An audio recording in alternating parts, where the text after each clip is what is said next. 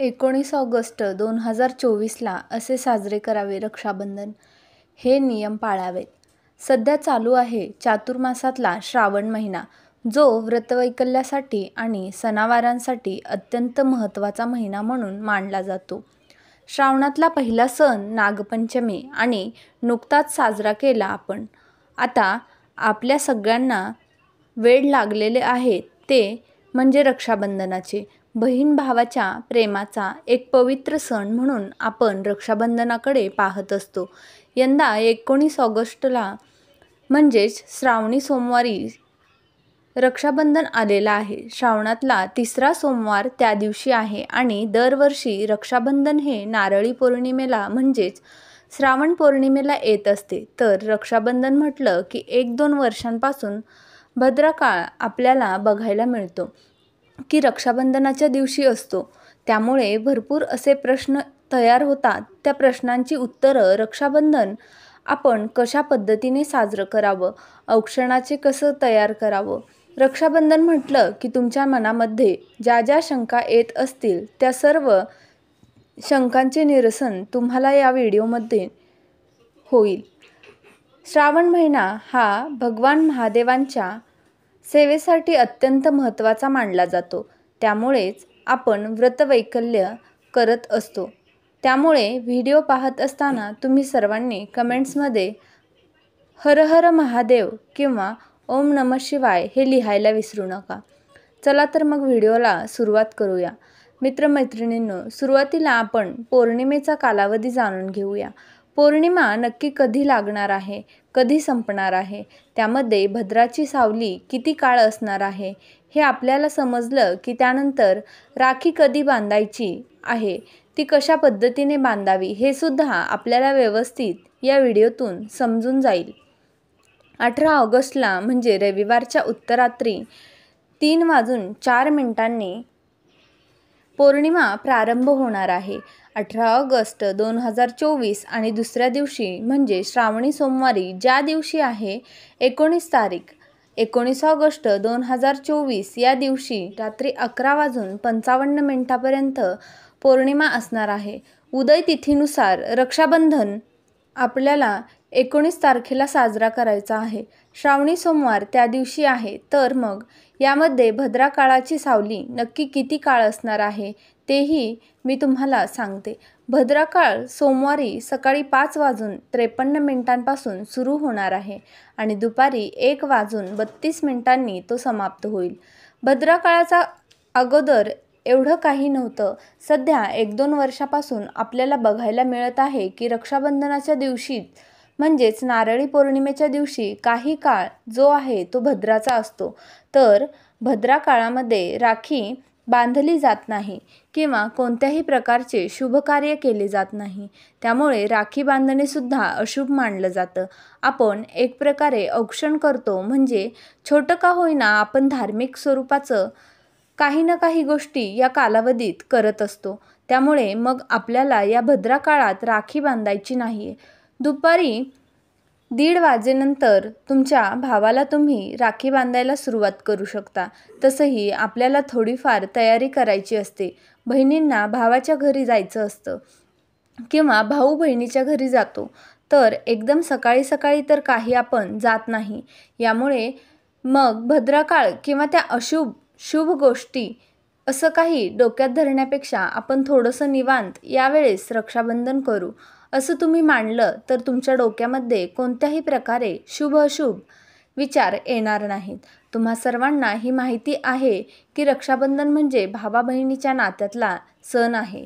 बहीण आपल्या भावाला राखी बांधत असते, भावाचं औक्षण करत असते, त्याला दीर्घायुष्य लाभो किंवा त्याचा प्रत्येक संकटातून रक्षण व्हावं म्हणून प्रार्थना करत असते. पण या रक्षाबंधनाची खरी सुरुवात आपल्याला देवघरापासून होत असते. म्हणजेच काय, आपल्या देवघरातल्या देवांना ओवाळून त्यांना एखादी राखी ठेवून किंवा देवघरांना राखी बांधून मगच आपण आपलं रक्षाबंधन सुरू करावं असं सुद्धा म्हटलं जातं. तर पूर्वीच्या काळी असं व्हायचं किंवा अजूनसुद्धा खेडोपाड्यांमध्ये असं होत असतं. आपल्या गावातले जे ग्रामाचार्य असतात, जे आपल्या घरी किंवा आपल्या गावामध्ये काही धार्मिक विधी असेल कार्यक्रम असेल तर त्यावेळेस आपल्याकडे येऊन ती पूर्ण करत असतात. आपल्या घरी संक्रांत सांगायला सुद्धा येत असतात. तर अशाच पद्धतीने जेव्हा आपल्याकडे रक्षाबंधन असतं तर रक्षाबंधनाच्या अगोदर ते घरोघरी जातात आणि त्यांच्याकडच्या असणाऱ्या राख्या आपल्या घरामध्ये किती मुलं आहेत हे विचारून ते देत असतात. तर या राख्या सुद्धा अतिशय साध्या सोप्या पद्धतीने बनवलेल्या असतात. एक बारीक असा रेशमी धागा आणि त्याच्या मधोमध रंगीत कापसाचा गोंडा, झाली राखी तयार. तर या पद्धतीच्या राख्यांना देवराख्या सुद्धा म्हणतात. आताचा काळ खूप बदललेला आहे. जीवनशैलीसुद्धा खूप व्यस्त होत चाललेली आहे. त्यामुळे मग असे राख्या घेऊन येणारे आपल्याकडे कोणी असतील किंवा नसतील, किंवा आता ते येत असतील की नाही ते आपल्याला सांगता येत नाही. त्यामुळे रक्षाबंधनाची सुरुवात आपण आपल्या देवघरापासून करायची. आपण ज्या काही राख्या खरेदी करत असेल त्यातील एखादी राखी तुम्ही तुमच्या देवाच्या देवाऱ्यामध्ये बांधा आणि मग राहिलेल्या राख्यांचा वापर तुम्ही तुमच्या भावासाठी करू शकता. राखी म्हणजे काय? रक्षासूत्र, त्याला आपण कलावा सुद्धा म्हणतो. तर लाल पिवळ्या रंगाचा धागा यामध्ये एक कवडी बांधून तुम्ही ती देवघराला बांधू शकता. सुरुवातीला देवघरातल्या देवांचं औक्षण करून घ्यायचं, म्हणजे एक प्रतीक म्हणून तुम्ही गणपतीचं औक्षण करू शकता. त्यानंतर ती राखी जी आहे ती देवघराला बांधून द्यायची. आता कवडी का बांधायची? तर रक्षाबंधनाच्या 2 धार्मिक कथा तुम्ही ऐकलेल्या असतीलच, ज्यामध्ये द्रौपदीने श्रीकृष्णांना राखी बांधली, रक्षासूत्र बांधलं आणि श्रीकृष्णांनी सुद्धा द्रौपदीला आपली बहीणच आहे म्हणून तिचं कायमस्वरूपी रक्षण केलं. त्याचबरोबर भगवान विष्णू यांचा बटुक अवतार म्हणजे वामन अवतार ज्याला आपण म्हणतो, ती एक कथा आहे. नरक चतुर्दशीला आपण ऐकतो बघा बळीराजाची. तर बळीराजांनी भगवान विष्णूंची म्हणजेच वामन अवताराची सुटका करावी, कारण त्याने तर ओळखलं नव्हतं की ते भगवान विष्णू आहेत. तर सुटका करावी यासाठी त्यांनी बळीराजाला रक्षासूत्र बांधलं. म्हणूनच तुम्हाला माहिती आहे की माता लक्ष्मीला कवड्या अत्यंत प्रिय आहेत किंवा कवड्या लक्ष्मीकारक आहेत असं मानलं जातं. म्हणूनच ती कवडीची राखी तयार करून देव्हाऱ्याला बांधायची असते. त्यानंतर औक्षणाचे ताट तयार करावे. तुमच्यापैकी काही जणांना असं वाटू शकतं की रक्षाबंधन काय पहिल्यांदा आला आहे की काय, किंवा पहिल्यांदाच आपल्याला कुणाचं औक्षण करायचं आहे की काय. भाऊबीज असेल, कुणाचा वाढदिवस असेल, त्यानिमित्ताने सुद्धा आपण औक्षण करतो. त्यामुळे आम्हाला हे माहिती आहे. पण काही जणांना असे लहान सहान गोष्टींबद्दल प्रश्न पडू शकतात की आम्हाला औक्षणात ताट कसं करायचं, योग्य पद्धतीने कसं करायचं, त्यामध्ये काय काय वस्तू नक्की असायला पाहिजे. म्हणून हे सविस्तरपणे या व्हिडिओमध्ये सांगण्यात येणार आहे. वरवर आपण बऱ्याच सणावारांची माहिती ऐकतो, पण मग त्यामध्ये काय अर्थ दडलेला आहे हे आपण कधीही समजून घेण्याचा प्रयत्न करत नाही. म्हणून रक्षाबंधनाच्या निमित्ताने आपण औक्षणाचे ताट कसे तयार करतात ते समजून घेणार आहोत. त्यामध्ये सर्वप्रथम आपल्याला कुंकवाचा गंध तयार करायचा आहे. तर कुंकू शुद्ध घ्या.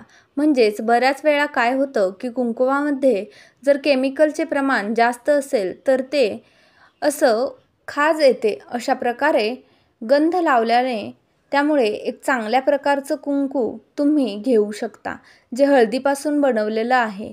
आणि हे कुंकू तुम्ही कोणतं वापरू शकता म्हणजे असेल तर जर तुम्ही कुंकू मर्चंट सेवा या अगोदर कधी केले असेल पूजा अर्चनच्या निमित्ताने, व्रतवैकल्याच्या निमित्ताने, तर ते कुंकू काय करायचं हा प्रश्न बऱ्याच वेळा पडतो.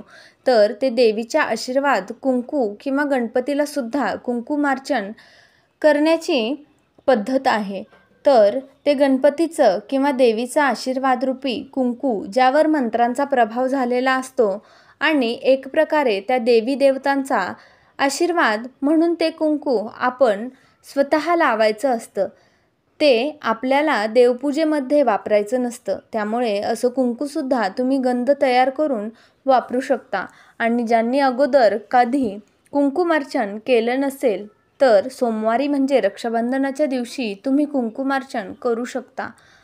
पहाटे उठून वगैरे कारण नंतर भद्राकाळ सुरू होईल आणि मग ते कुंकू तुम्ही गंध तयार करून या औक्षणामध्ये वापरा. आणि ज्यांना नसेल इच्छा करायची तर त्यांनी आपलं देवपूजेतलं किंवा तुम्ही जे कुंकू नेहमी औक्षणाला वापरतात तर ते घ्या. तर कुंकवाचा गंध खूप जास्त घट्ट आणि खूप जास्त पातळही करू नका. एक मध्यम स्वरूपाची त्याची कन्सिस्टन्सी ठेवा, ज्यामध्ये आपण थोडंसं गुलाब पाणी टाकू शकतो किंवा दूध वगैरे टाकू शकतो. तुम्हाला पाण्यात भिजवून तो गंध तयार करायचा असेल तर तसा सुद्धा तुम्ही करू शकता, काही हरकत नाही. गंध खूप घट्ट केला असेल तर तो कपाळाला चिकटत नाही आणि खूप पातळ केला असेल तर तो गंध नाकापर्यंत येतो किंवा चेहऱ्यावर पसरतो. असे व्हायला नको, म्हणून व्यवस्थित तो गंध तयार करा. गंध शेजारी अक्षता ठेवा. अक्षता म्हणजे न तुटलेले तांदूळ, त्यामुळे व्यवस्थितपणे तांदूळ तुम्हाला तिथे ठेवायचे आहे. त्याचबरोबर तुम्हाला एक तेलाचा किंवा तुपाचा दिवा लावून घ्यायचा आहे, ज्याच्यामध्ये खूप जास्तही तेल भरू नका. आणि तुपाचा दिवा जर लावायचा असेल तर एक काळजी घ्या, सध्या पावसाळ्याचे दिवस चालू आहेत आणि बऱ्याच वेळा काय होतं, थंड वातावरण असल्यामुळे तूप थिजते किंवा घट्ट झाल्यामुळे ऐन ओवाळायच्या वेळेस विझून जातो किंवा तो दिवा लवकरच प्रज्वलितच होत नाही. अशा गोष्टी घडतात. त्यामुळे मग तुम्ही तेल वापरलं तरीसुद्धा चालेल. त्यानंतर औक्षणाच्या ताटामध्ये एक नाणे घ्यायचे आहे, ज्याला आपण ओवाळतो.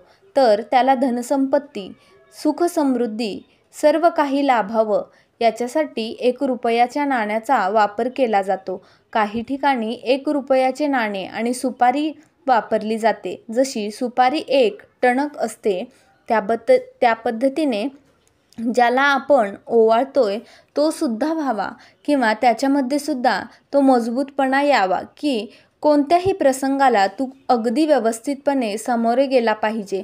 यामुळे काही ठिकाणी सुपारी वापरतात किंवा मग काही ठिकाणी सोन्याचा एखादा नाणं म्हणा किंवा सोन्याचा दागिना त्या पूजेमध्ये ठेवतात, जेणेकरून आपण ओवाळणाऱ्याला ते असे त्याचे डोक्यावरून वगैरे फिरवू शकतो. अशा पद्धतीने नाणी आणि सुपारीचे महत्त्व आहे. काहीतरी गोड पदार्थ तुम्हाला औक्षणाच्या ताटामध्ये ठेवायचे आहे. तुम्ही इथे सुकामेवा ठेवला तरी चालेल. याचं कारण म्हणजे सोमवार आहे, बऱ्याच जणांना उपवास असू शकतो. लहान मुलं एकदमच म्हणजे बाळ स्वरूपातली असतील तर ते काही उपवास करत नाही. त्यांना आपण चॉकलेट म्हणा किंवा त्यांना जे काही आवडत असेल असं गोड पदार्थ देऊन त्यांना राखी बांधू शकतो. पण जे मोठे आहेत, बरेच जण शक्यतो श्रावणातले उपवास करतात. मग मिठाईसुद्धा तुम्ही अशी घ्या जी उपवासाला चालेल. अशा पद्धतीने सुकामेवा तुम्ही ठेवू शकता. फळांचे काप ठेवले तरीसुद्धा चालेल, जेणेकरून आपण रक्षाबंधन साजरा करतोय म्हणजे आपला एकमेकांमधला जो काही स्नेहभाव आहे, आपल्या नात्यातला जो काही गोडवा आहे तो टिकून राहावा याचं प्रतीक म्हणून आपल्याला काहीतरी गोड पदार्थ ठेवायचा असतो. आणि सर्वात महत्त्वाचं म्हणजे राखी.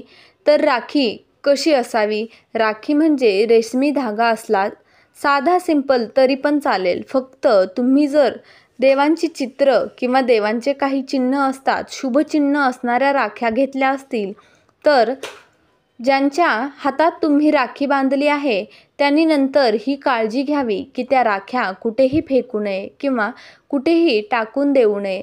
रक्षाबंधनानंतर आपण 10 दिवस तरी राखी ठेवू शकतो. त्यानंतर आपण ती काढून टाकली तरीसुद्धा चालतं किंवा मग तुम्ही त्या राख्या नंतर झाडांना वगैरे बांधू शकता. अशा ठिकाणी तुम्ही का ठेवून द्या की जिथे कोणाचा पाय पडणार नाही. पाण्यात वगैरे सुद्धा टाकू नका, कारण प्रत्येकाची रक्षाबंधन होते आणि मग आपण प्रदूषण करतो. तर अशा पद्धतीने तुम्ही घरी औक्षणाचे ताट तयार करून रक्षाबंधन साजरे करू शकता. व्हिडिओ आवडला असेल तर व्हिडिओला एक लाईक नक्की करा. तसेच तुम्ही पहिल्यांदाच माझ्या चॅनलवर आला असाल तर चॅनलला नक्की सबस्क्राईब करा. धन्यवाद.